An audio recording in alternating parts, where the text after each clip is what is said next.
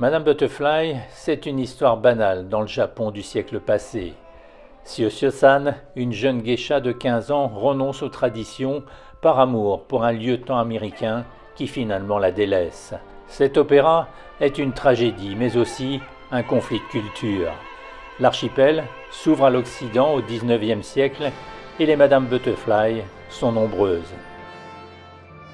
Shio-san, enfermé dans sa foi et son envie de croire au retour de Pinkerton, attend, refuse des prétendants et n'écoute pas les alertes de sa servante Suzuki.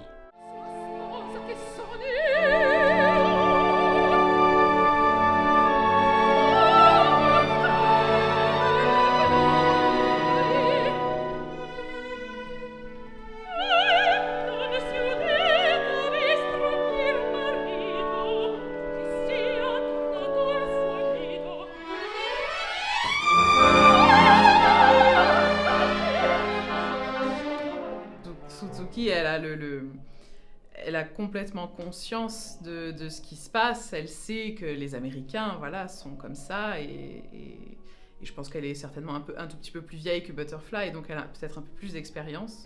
C'est très tragique, et surtout Suzuki qui est là, sur tout l'opéra, elle assiste un peu à cette passion, ce délire dans lequel Butterfly est, et puis finalement ce drame à la fin.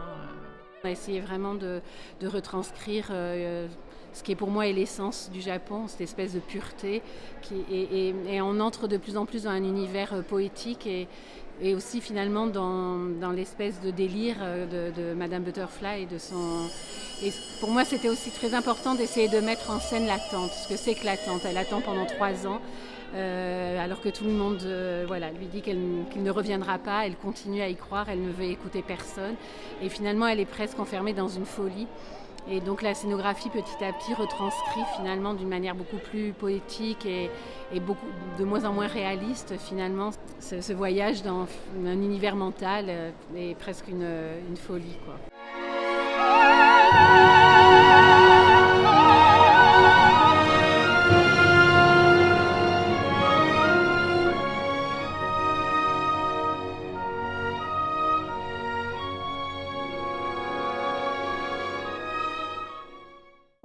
Finalement, le rêve de Madame Butterfly se réalise.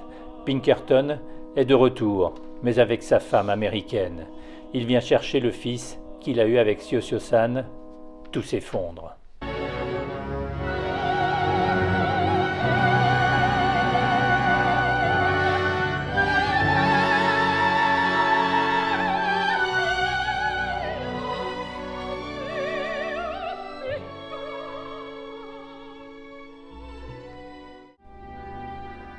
Désespéré, Shio-san ne voit plus qu'une issue, la mort.